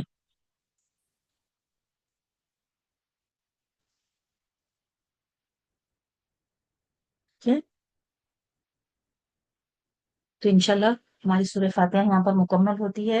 اور ہم جو اس کو پڑھے ہیں، باقی جتنی بھی بہنیں ہیں، سبھی کو یاد ہوگی. اور ایک امام قرطبی جو ہے، انہوں نے جتنے نام ہم نے پڑھے تھے اس میں انہوں نے کچھ اور ناموں کا اضافہ کیا تھا. ہم جو پڑھے ہیں نا اس میں کچھ 3 نام جو مجھے عافیہ، کافیہ اور یہ جو ہیں وہ اچھے لگے بہت، جو میں آپ لوگوں کے ساتھ شیئر کرنا چاہوں گی. اس لیے کہ ہم کیا کرتے ہیں، جب بڑی صورتیں ہوتی ہیں نا، جیسے آ، سورہ بقرہ ہی لے لیجئے، یا اس کے علاوہ جو ہیں صورتیں، تو ہم پوری پوری پوری تو کہاں پڑھ سکتے ہیں. ہم چھوٹی چھوٹی صورتیں ہی نہیں پڑھتے، تو پھر اس صورت کو تو پڑھنا بہت ہی مشکل ہے، بڑی صورتوں کو.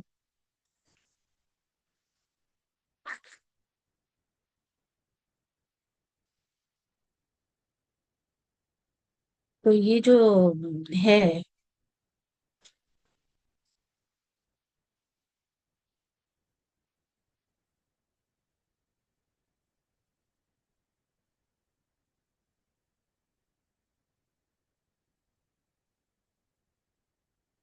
एक मिनट।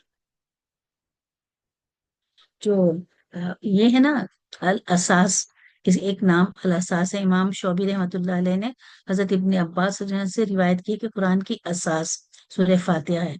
जब कभी बीमार पड़ो तो इस सूरत से शिफा हासिल करो। और वाफिया, सुफियान बिन उबैद रज़ी अल्लाह ताला कहते हैं कि नमाज में सूरह फातिहा की तकसीम नहीं हो सकती। यानी दीगर सूरतों को क्या करते हैं हम, सूरह बकरा की जैसे 5 आयतें पढ़ ली या सिर्फ आयतल कुर्सी पढ़ ली, तो जैसे उसके हजम के हिसाब से वो काफी हो गई। लेकिन या कम से कम 3 आयतें, जैसे इन्ना आतैना कल कौसर है, सूरतुल कौसर की 3 आयतें, तो उतनी आयतें पढ़ें। जैसे सूरह नबा, बड़ी सूरतें, अम्मा पारा की इसकी जो सूरतें हैं पूरी नहीं पढ़ते, तो थोड़ी हम पढ़ सकते हैं। तो इसके लिए क्या कहा है कि इसकी ये जो सूरह फातिहा है, इसकी जैसे 2 ही आयतें पढ़े, ऐसा हम नहीं कर सकते। निस्फ निस्फ ऐसा नहीं कर सकते। तो ये इसके क्या कहें, हाँ, अल वाफिया के माने जो उन्होंने बताए हैं, इसकी तकसीम नहीं हो सकती, यानी दूसरी सूरतों की तरह इसे निस्फ निस्फ 2 रकातों में पढ़ना जायज नहीं। और अल काफिया जो है, वो याहिया बिन अबी कसीर कहते हैं कि ये सूरत दूसरी सूरतों के बदले में काफी हो जाती है। यानी समझो आप अगर ये सूरह फातिहा के बाद कोई सूरत नहीं पढ़े, तो हो सकता है अल्लाह ताला आपकी नमाज को कबूल फरमाए। लेकिन आपने कोई दूसरी सूरत पढ़ ली और सूरह फातिहा नहीं पढ़ी, तो ये काफी नहीं होगी। तो इसके लिए इसका नाम काफिया भी है, सूरह वाफिया और काफिया। तो ये मैंने मुनासिब समझा कि आप लोगों को बताऊं। तो इंशाल्लाह हम पूरी कोशिश करेंगे कि पूरी आयतें हमें याद हों और अच्छी तरह से हम जो है सूरह में नमाज में इसको पढ़ें इंशाल्लाह। अल्हम्दुलिल्लाह। अल्हम्दुलिल्लाह। हम वक्त देखते हैं अब क्या हुआ है। 9 बज चुके हैं। इंशाल्लाह हम सूरह बकरा शुरू करते हैं। सूरह बकरा की तिलावत सफा आप करेंगी?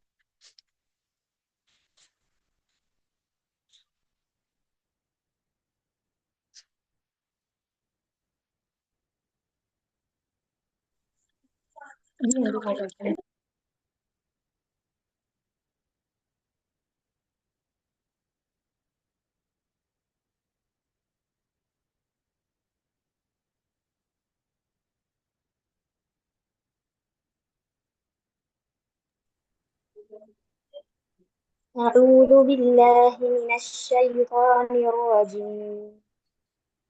بسم الله الرحمن الرحيم. ألف لام ميم. ذلك الكتاب لا ريب فيه هدى للمتقين الذين يؤمنون بالغيب ويقيمون الصلاة ومما رزقناهم ينفقون والذين يؤمنون بما أنزل إليك وما أنزل من قبلك وبالآخرة هم يوقنون أولئك على هدى من ربهم وأولئك هم المفلحون.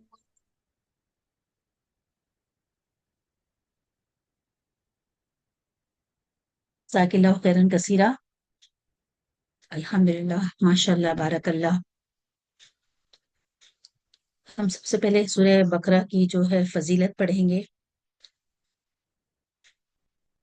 कि जिस घर में सूरह बकरा की तिलावत होती रहे उस घर में शैतान जो है वो दाखिल नहीं होता।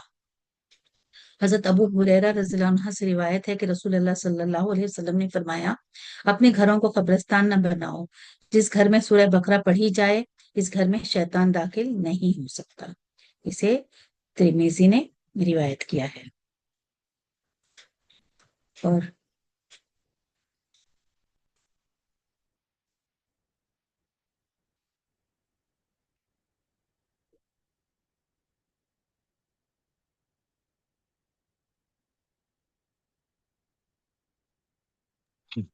दूसरी हदीस जो है उसमें حضرت ابو امامہ باہلی رضی اللہ عنہ کہتے ہیں کہ میں نے رسول اللہ علیہ وسلم کو فرماتے ہوئے سنا، قرآن پڑھا کرو، قیامت کے روز اپنے پڑھنے والوں کے لیے سفارش کرے گا، خصوصاً دو روشن صورتوں کی تلاوت کرو، سورہ بقرہ اور سورہ آل عمران۔ قیامت کے روز اس طرح قطار میں آئیں گے جیسے دو بادل ہیں، دو سائبان ہیں، یا جیسے قطار میں اڑتے پرندوں کی دو ٹولیاں ہیں، پڑھنے والوں کی طرف سے جھگڑا کریں گی۔ سورہ بقرہ ضرور پڑھا کرو، اس کا پڑھنا باعث برکت ہے اور اس کا چھوڑنا باعث حسرت ہے، اور جادوگر اس کا مقابلہ نہیں کر سکتے۔ اسے جو ہے مسلم نے روایت کیا ہے، اور حدیث نمبر ہے 1874۔ اور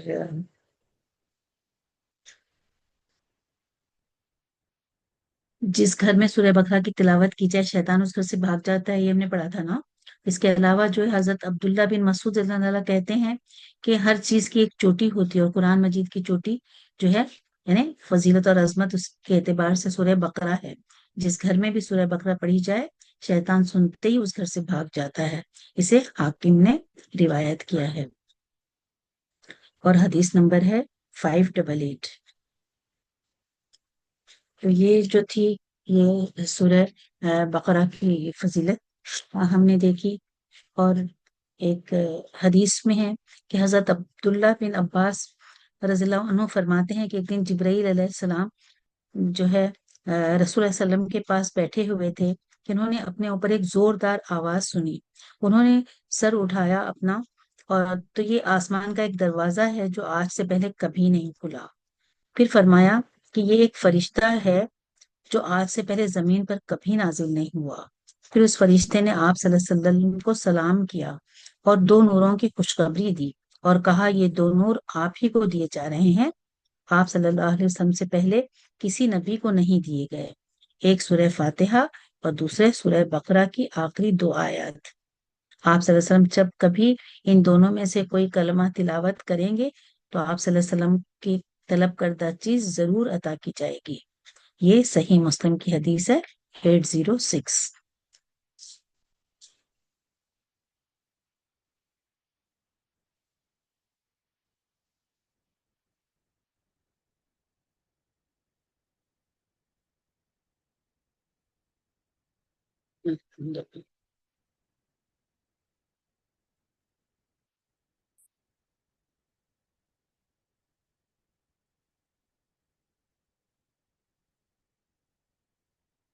یہاں پر سورہ بقرہ تو اور جز اول کی دوسری صورت ہے، لیکن نزول کے اعتبار سے 87 نمبر پر یہ نازل ہوئی ہے، اور اس میں کل آیات جو ہیں 286 ہیں، اور یہ مدنی سورہ ہے۔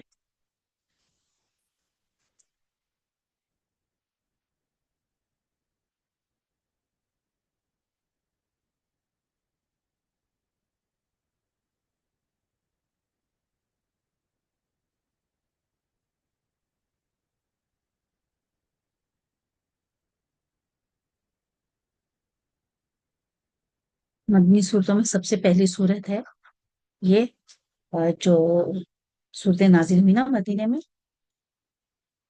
نزول کے اعتبار سے، 87 نمبر ہے اس کا، اور بیشتر حصہ جو ہے ابتدائی مدنی دور میں نازل ہوا، اور کچھ آیت جو ہیں اس کے بعد نازل ہوئی، مثلا حرمت سود کی آیت جو 10 ہجری کے اواخر میں نازل ہوئی، اور آپ صلی اللہ علیہ وسلم جب حج کے لیے گئے تھے اس وقت بھی آیت نازل ہوئی۔ اسی کی وجہ سے ہم نے آج بتایا نا میں نے کہ ہجرت کے بعد جو ہے وہ آیتیں صورت مدنی ہے، اور ہجرت سے پہلے جو نازل ہوئی وہ مکی صورتیں ہیں۔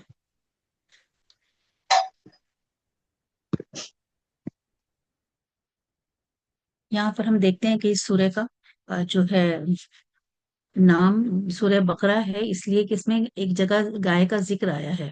قرآن مجید کی جو ہر صورت میں اس قدر وسیع مضامین بیان ہوئے کہ ان کے لیے نام دینا اب اس صورت کا جو مناسب، تو یہاں پر جو ہے اس جو گائے کا ذکر آیا ہے اس کی مناسبت سے اس کا نام بقرہ رکھا گیا۔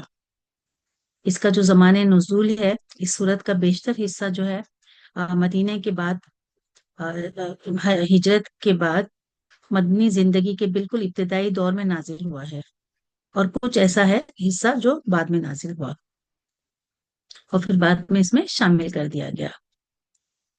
حتیٰ کہ سود کی ممانعت کے سلسلے میں بھی جو آیت نازل ہوئی وہ بھی اس میں شامل ہے، جبکہ وہ نبی صلی اللہ علیہ وسلم کے بالکل آخری زمانے میں اتری تھی۔ اور سورہ کا آیت اس کا خاتمہ جن آیت پہ ہوا وہ ہجرت سے پہلے مکے میں نازل ہو چکی تھی، مگر مضمون کی مناسبت سے اس کو بھی اسی میں ضم کر دیا گیا ہے۔ اس کا جو شان نزول ہے، اس کو اگر ہم اچھی طرح سے سمجھیں نا، کیونکہ بہت بڑی صورت ہے، دیکھیے اس میں اتنی جو زیادہ آیات ہیں، تو ہاں ہم کو تھوڑا سا اس کے بارے میں معلوم ہونا ضروری ہے، اس کا نزول کب کیسے شروع ہوا اور کیا ہوا۔ تو ہجرت سے قبل جب تک مکہ میں اسلام کی دعوت دی جاتی رہی، کتاب جو ہے بیشتر مشرکین عرب سے تھا۔ اسلام کی آواز ایک نئی اور غیر مانوس آواز تھی۔ اب ہجرت کے بعد جو سابقہ پڑاؤ یہودیوں سے پیش آیا، جن کی بستیاں مدینہ سے بالکل متصل ہی واقع تھی، یہ لوگ توحید، رسالت، وحی، آخرت اور ملائکہ کے قائل تھے۔ اس ضابطۂ شرعی کو تسلیم کرتے تھے جو خدا کی طرف سے ان کے نبی موسیٰ علیہ السلام پر نازل ہوا تھا، اور اصولاً ان کا دین وہی اسلام تھا جس کی تعلیم حضور صلی اللہ علیہ وسلم دے رہے تھے۔ لیکن صدیوں کے مسلسل غلط کام کرنے اور ان کو اصل دین سے بہت دور ان کو ہٹا دی تھی بات۔ ان کے عقائد میں غیر اسلامی عناصر کی آمیزش ہو گئی تھی، اور تورات کی کوئی سند ہی موجود نہیں تھی۔ ان کی عملی زندگی میں بکثرت ایسے رسوم، طریقے، رواج تھے جو اصل دین میں نہیں تھے، اور جن کے لیے تورات کوئی ثبوت نہیں تھا۔ خود تورات کو انہوں نے انسانی کلام کے اندر غلط ملت کر دیا تھا، اور خدا کا کلام جس حد تک لفظاً یا معنوی محفوظ تھا، اس کو بھی انہوں نے اپنی من مانی تفسیروں سے مسخ کر دیا۔ دین کی حقیقی روح ان میں سے نکل چکی تھی، اور ظاہری مذہبیت کا محض ایک بے جان ڈھانچہ تھا جس کو وہ سینے سے لگائے ہوئے تھے۔ ان کے علماء اور مشائخ، ان کے سرداران نے قوم اور ان کے عوام سب کی اعتقادی، اخلاقی اور عملی حالت بگڑ گئی تھی، اور اپنے اس بگاڑ سے ان کو ایسی محبت تھی کہ وہ کسی اصلاح کو قبول ہی نہیں کرتے تھے۔ صدیوں سے مسلسل ایسا ہو رہا تھا کہ جب کوئی اللہ کا بندہ انہیں دین کا راستہ بتاتا تو وہ اسے اپنا بڑا دشمن سمجھتے، اور ہر ممکن طریقے سے کوشش کرتے کہ وہ کسی طرح اسلام میں کامیاب نہ ہو۔ اور یہ لوگ حقیقت میں بگڑے ہوئے مسلمان تھے، جن کے ہاں بدعت اور تحریف جو تھی، وہ فرقہ بندی، دنیا پرستی کی بدولت جو ہے اس حد کو پہنچ چکے تھے کہ وہ اپنا اصل نام مسلم تک بھول گئے تھے، محض یہودی بن کر رہ گئے تھے، اور اللہ کے دین کو انہوں نے محض نسل اسرائیل کی آبائی وراثت بنا کر رکھ دیا تھا۔ بس جب نبی صلی اللہ علیہ وسلم مدینہ پہنچے تو ان کی آمد سے پہلے ان کی کتابوں میں جو کچھ لکھا تھا کہ آخری نبی آنے والے ہیں اور وہ اس جگہ آئیں گے، تو کئی جو لوگ یہودی وہاں آ کر بس گئے تھے پہلے سے ان کی آمد کے انتظار میں۔ لیکن جب آپ صلی اللہ علیہ وسلم پہنچے تو اللہ تعالیٰ نے آپ کو ہدایت فرمائی کہ ان کو اصل دین کی طرف دعوت دیں۔ چنانچہ سورہ بقرہ کی ابتدائی 15-16 رکوع اسی دعوت پر مشتمل ہیں۔ ان میں یہودیوں کی تاریخ اور ان کی اخلاقی، مذہبی حالت پر جس طرح تنقید کی گئی ہے، اور جس طرح ان کے بگڑے ہوئے مذہب و اخلاق کی نمایاں خصوصیات کے مقابلے میں حقیقی دین کے اصول پہلو پیش کیے گئے ہیں۔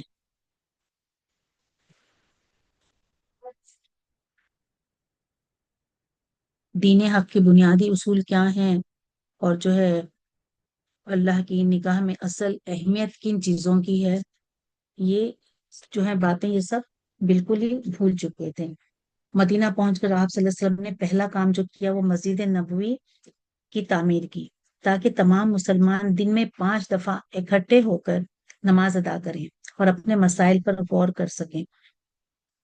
دوسرا اہم مسئلہ مہاجرین کی آباد کاری اور ان کے معاش کا تھا، جس کے لیے آپ نے مہاجرین اور انصار میں سلسلے مواقعات یعنی بھائی بندی کا سلسلہ قائم کیا تھا، جس کی مثال دنیا میں نہیں ملتی۔ غیر اہم مسئلہ مدینہ کی ایک چھوٹی سی نوخیز اسلامی ریاست کے دفاع کا تھا، کیونکہ اب مشرکین مکہ کے علاوہ دوسرے مشرک قبائل بھی مسلمانوں کو صفحہ ہستی سے مٹانے پر تلے ہوئے تھے۔ خود مدینہ میں یہود مسلمانوں کے اس لیے دشمن بن گئے تھے کہ آنے والے نبی حضرت اسحاق علیہ السلام کی اولاد کی بجائے حضرت اسماعیل کی اولاد سے کیوں مبعوث ہوئے۔ یہود کے 3 قبائل تھے، بنو قینقاع، بنو نذیر اور بنی قریظہ، مدینہ میں آباد تھے، جو آپس میں اختلاف تھا ان کے تینوں میں، اور مدینے کے مشرکوں کے جو 2 مشہور قبائل تھے مدینے کے، اوس اور خزرج، ان کے حلیف بن کر انہیں لڑاتے رہتے تھے۔ آپ صلی اللہ علیہ وسلم نے سب سے پہلے یہودیوں کو ہی ایک مشترکہ مفاد کی طرف دعوت دی، اور وہ مفاد یہ تھا کہ مدینہ کا دفاع، جس کی اہم دفعات یہ تھیں کہ اگر مدینہ پر باہر سے حملہ ہوا تو مسلمان اور یہود مل کر دفاع کریں گے، اور مسلمان اور یہود دونوں جو ہے حصہ رسیدی اخراجات برداشت کریں گے۔ تیسری بات، مسلمانوں اور یہودیوں کے درمیان کسی طرح کے بھی جھگڑے کی صورت میں حکم جو ہے وہ رسول صلی اللہ علیہ وسلم ہوں گے، یعنی فیصلہ کرنے والے۔ یہود کے لیے ظاہری ایسی شرائط کو تسلیم کرنا تو ناممکن نظر آ رہا تھا، کیونکہ وہ مدینہ کی معیشت اور سیاست پر پوری طرح چھائے ہوئے تھے، پورا ان کا ہی حکم چلتا تھا۔ مگر یہ اللہ کی خاص مہربانی اور ان کی باہمی نا اتفاقی تھی، کیونکہ وہ آپس کے قبیلے آپس میں لڑتے رہتے تھے نا، اتفاق تھا ہی نہیں۔ تو یہودی قبائل جو ہے باری باری اور مختلف اوقات میں اس معاہدے کو تسلیم کرتے چلے گئے۔ اس طرح جب یہ ریاست اپنے پاؤں پر کھڑی ہو گئی تو مسلمانوں اور کافروں کے علاوہ ایک تیسرا مفاد پرستوں کا طبقہ بھی مورد وجود میں آ گیا، جنہیں منافقین کا نام دیا گیا، اور اس سورہ کی ابتدا میں انہیں 3 گروہوں مسلمان، کافر اور منافقین کا ذکر ہوا ہے، اور یہی اس کا زمانہ نزول ہے۔ الحمدللہ، تو یہ ہم نے زمانہ نزول پڑھا۔ انشاءاللہ ہم اب سورہ بقرہ شروع کرتے ہیں۔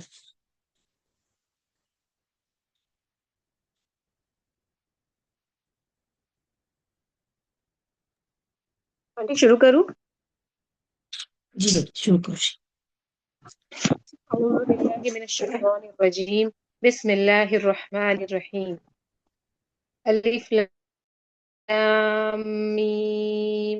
اس کتاب کے اللہ کی کتاب ہونے میں کوئی شک نہیں، پرہیزگاروں کو راہ دکھانے والی ہے، جو لوگ غیب پر ایمان لاتے ہیں اور نماز قائم رکھتے ہیں اور ہمارے دیے ہوئے مال میں سے خرچ کرتے ہیں، اور جو لوگ ایمان لاتے ہیں اور اس پر جو آپ کی طرف اتارا گیا ہے اور جو آپ سے پہلے اتارا گیا، اور وہ آخرت پر بھی یقین رکھتے ہیں۔ ماشاء اللہ، بارک اللہ، جزاک اللہ خیر شگفتہ۔ اب دیکھیں انشاءاللہ ہم نے ابھی تک ہے نا بہت تفصیلی سب کچھ جو بھی پڑھی ہیں احادیث اور سورہ فاتحہ، چونکہ ضروری ہے ہر رکعت میں پڑھنا، لیکن اب ہم جو ہے نا احسان البیان سے مختصر سی تفسیر پڑھیں گے، ٹھیک ہے؟ ابھی تک ابن کثیر وغیرہ ہم کافی ساری ان کو بھی دیکھ رہے تھے، دوسری تفاسیر کو، لیکن یہاں پر ابھی ہمارے پاس اتنا وقت نہیں ہے، اس لیے انشاءاللہ مختصر سی تفسیر کرنا ہے، ٹھیک ہے؟ چلیے، الف لام میم، یہ کیا ہے؟ یہ حروف مقطعات ہیں، الگ الگ پڑھے جانے والے حرف، انہیں حروف مقطعات کہا جاتا ہے، یعنی علیحدہ علیحدہ پڑھے جانے والے حروف۔ ان کے معنی کے بارے میں کوئی مستند روایت نہیں ہے، لہٰذا یہ متشابہات میں سے ہیں، واللہ عالم۔ البتہ نبی صلی اللہ علیہ وسلم نے یہ ضرور فرمایا ہے کہ جس نے اللہ کی کتاب میں سے ایک حرف پڑھا اس کے بدلے ایک نیکی ملے گی، اور ایک نیکی کا اجر 10 گنا ہے۔ میں نہیں کہتا کہ الف لام میم ایک حرف ہے، بلکہ الف ایک حرف، لام ایک حرف اور میم ایک حرف ہے۔ یہ جامع ترمذی کی حدیث 2910 ہے۔ یہاں پر دوسری جو آیت میں اللہ سبحانہ تعالیٰ کیا فرما رہے ہیں، ذالک الکتاب لا ریب فیہ ھدی للمتقین، یعنی اس کتاب کی اللہ کی کتاب ہونے میں کوئی شک نہیں، یعنی اس کے جو منزل من اللہ ہونے میں کوئی شبہ نہیں، جیسے کہ دوسرے مقام پر فرمایا تنزیل الکتاب لا ریب فیہ من رب العالمین، سورہ سجدہ چیپٹر 32 کی آیت نمبر 2 میں کیا فرمایا اللہ تعالیٰ نے؟ کہ یہ جو کتاب ہے اس میں کوئی شک نہیں، رب العالمین کی طرف سے نازل کی گئی ہے۔ تو ہم کو بالکل جب اللہ سبحانہ وتعالیٰ نے کہہ دیا تو ہم کو اس پہ یقین اور ایمان ہونا چاہیے کہ یہ اللہ ہی کی نازل کردہ کتاب ہے۔ ٹھیک ہے، اس میں جو واقعات بیان کیے گئے ہیں ان کی صداقت میں جو احکام و مسائل بیان ہے کیے گئے ہیں، ان سے انسانیت کی فلاح و نجات وابستہ ہونے میں، اور جو عقائد، توحید، رسالت اور معاف کے بارے میں بیان کیے گئے ہیں ان کے برحق ہونے میں کوئی شک نہیں ہے۔ جو سورہ بقرہ ہے، اس کی بعض آیت جو حجت الوداع کے مقبلاً بعض علماء کے نزدیک اس میں 1000 خبر، 1000 احکام، نیوز، ہاں جیسے اسٹیٹمنٹس، اور 1000 احکام اور 1000 منہیات ہیں، یعنی منع کیا گیا ہے، جس سے روکا گیا ہے۔ 1000 کام کرنے کا حکم دیا گیا ہے، اور 1000 جیسے کام جو ہے روکا گیا، اس کی تعداد بتائی گئی کہ اتنے ہیں اس کے اندر۔ تو میری بہنیں، میں دیکھوں گی کہ آپ لوگ جو بھی کچھ بھی نوٹ کر رہے ہیں اپنی نوٹ بکس میں، تو اس میں سے کتنے احکامات آپ لوگ نوٹ کرتے ہیں، نمبر ڈالیں گے۔ 2 کس کے لیے ہو گیا؟ سورہ بقرہ چیپٹر 2، اسٹروک ڈال کے پھر آیت نمبر، ٹھیک ہے، نوٹ کرتے جائیں۔ اس میں شارٹ میں آپ لکھ سکتے ہیں یہ کس کے تعلق سے آپ نوٹ کر رہے ہیں، ٹھیک ہے۔ چلیے، ویسے تو یہ کتاب الہی تمام انسانوں کی ہدایت و رہنمائی کے لیے نازل ہوئی ہے، لیکن اس چشمہ فیض سے سیراب صرف وہی لوگ ہوں گے جو آب حیات کے متلاشی اور خوف الہی سے سرشار ہوں گے، جس کے دل میں مرنے کے بعد اللہ کی بارگاہ میں کھڑے ہو کر جواب دہی کا احساس اور اس کی فکر ہی نہیں، اس کے اندر ہدایت کی طلب یا گمراہی سے بچنے کا جذبہ ہی نہیں ہوگا، تو اسے ہدایت کہاں سے اور کیوں کر حاصل ہو سکتی ہے؟ بے شک جو لوگ غیب پر ایمان لاتے ہیں اور نماز کو قائم کرتے ہیں۔ اس کتاب کے اللہ کی کتاب ہونے میں کوئی شک نہیں، پرہیزگاروں کو راہ دکھانے والی ہے، اور جو لوگ غیب پر ایمان لاتے ہیں اور نماز قائم رکھتے ہیں اور ہمارے دیے ہوئے مال میں سے خرچ کرتے ہیں، تو یہ اس کے بارے میں یہ کون سی چیزیں ہیں جو غیب پر ایمان لاتے ہیں؟ یعنی اللہ کو ہم نے دیکھا نہیں، نبی صلی اللہ علیہ وسلم کو دیکھا نہیں، ہم نے جنت، دوزخ، ملائکہ، عذاب، قبر، حشر کچھ بھی ہمیں نہیں معلوم ہے، لیکن ہم کیا کرتے ہیں؟ ان ساری چیزوں پہ ایمان لاتے ہیں۔ اللہ کا ایمان ہے، ہم نے پڑھا، سمجھا، سچ مانا۔ اس سے معلوم ہوا کہ اللہ اور رسول کی بتلائی ہوئی یہ جو ماورا چیزیں ہیں، عقل و احساس باتوں پر یقین رکھنا، یہ ایمان کا جز ہے، اور ان کا انکار کفر اور ضلالت ہے۔ دوسری بات یہاں پہ کیا فرمائیں آیت نمبر 4 میں؟ اور جو لوگ ایمان لاتے ہیں اس پر جو آپ کی طرف اتارا گیا، اور آپ کی طرف اتارا گیا، اور وہ آخرت پر بھی یقین رکھتے ہیں۔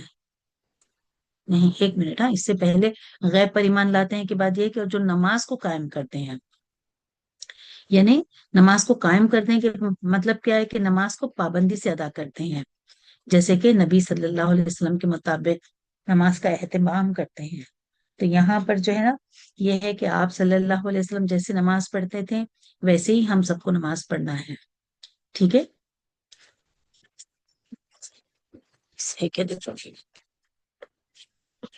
تو نماز کو قائم کرنے کا مطلب یہ ہے کہ اس کو وقت کی پابندی کے ساتھ، کوئی لوگ جب اذان ہو جاتی ہے تو کیا کرتے ہیں؟ گھنٹوں ادھر ادھر گزار دیتے ہیں اور وقت پہ نماز نہیں پڑھتے، جب وقت بالکل ختم ہونے کا ہے تو جب اس وقت نماز پڑھتے ہیں۔ تو یہ ہم کو اس طرح سے نہیں کرنا ہے، نماز کو وقت پر ادا کرنا ہے نا، پابندی کے ساتھ، اور سنت نبوی کے مطابق ادا کرنا ہے۔ سنت نبوی یعنی جیسے آپ صلی اللہ علیہ وسلم نے نماز پڑھی۔ آنٹی جی، وقت ہو گیا نا بیٹا؟ ہاں ہاں ٹھیک ہے، جی، بس سب 23 ہو گئے آیت ہیں۔ ہیں۔ جی جی جی، اور جو لوگ ایمان لائے، ہاں ایک منٹ، اور نماز کو قائم کرتے ہیں اور ہمارے دیے ہوئے مال میں سے خرچ کرتے ہیں۔ یہ جو ہے آیت میں دیکھیے 3 چیزیں ہیں کہ غیب پر ایمان لاتے ہیں، نماز کو قائم کرتے ہیں، اور ہمارے دیے ہوئے مال میں سے خرچ کرتے ہیں۔ تو یہ کیا ہے؟ انفاق جو خرچ کرنے کے بارے میں ہے، جو بھی اللہ سبحانہ تعالیٰ نے جو بھی رزق ہم کو دیا ہے اس میں سے جو صدقہ زکوٰۃ ہم کو دینا ہے نا، مال اگر دیا ہے تو آپ کو اس پہ دیکھ کے اس کے مناسبت سے آپ کو زکوٰۃ نکالنی ہے، اور تھوڑا بہت صدقہ تو آپ کر ہی سکتے ہیں، جو آپ کو صدقہ کرتے رہنا چاہیے۔ اور اس کے علاوہ آپ کو اللہ سبحانہ تعالیٰ نے رزق میں ہے نا ساری ہی چیزیں آ جاتی ہیں۔ آپ کو اللہ نے صحت دی ہے تو آپ کسی کا کچھ کام کر دو، اپنے ہیلتھ کے حساب سے۔ اگر کسی کو کچھ ضرورت ہو، مدد کی، کہیں ساتھ جانا ہے، کچھ کرنا ہے تو وہ کر دو۔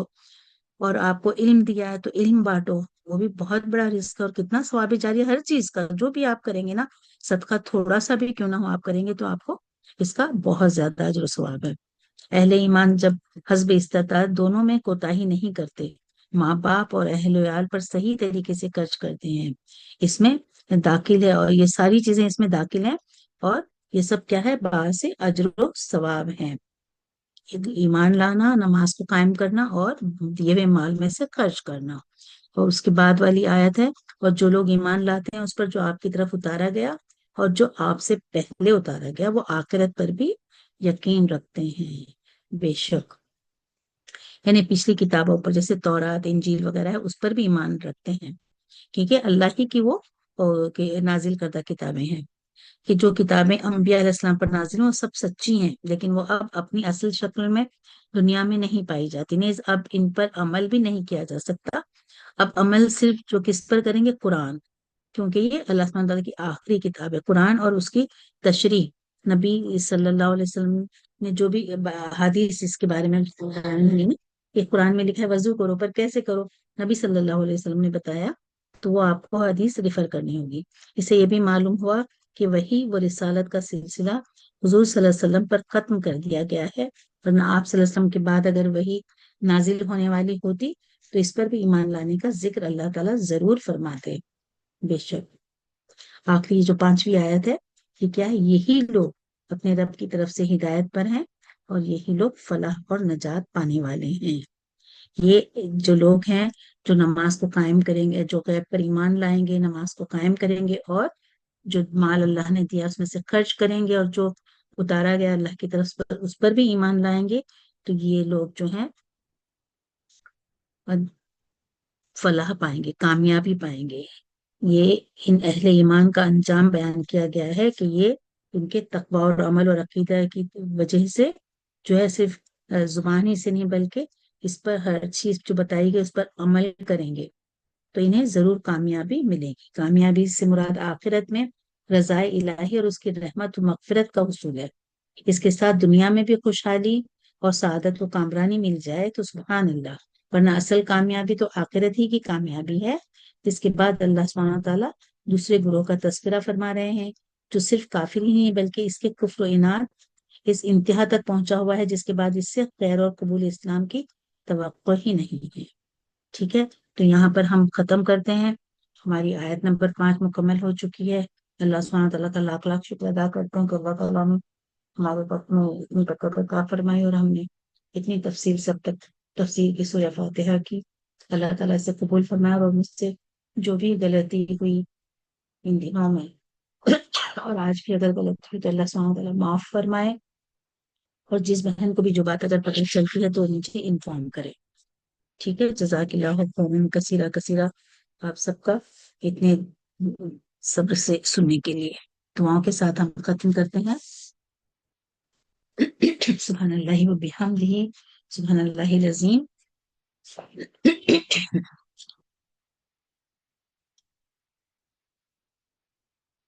اللہم صلی علی محمد وعلی آل محمد کما صلیت علی ابراہیم وعلی آل ابراہیم انک حمید مجید۔ اللہم بارک علی محمد وعلی آل محمد کما بارکت علی ابراہیم وعلی آل ابراہیم انک حمید مجید۔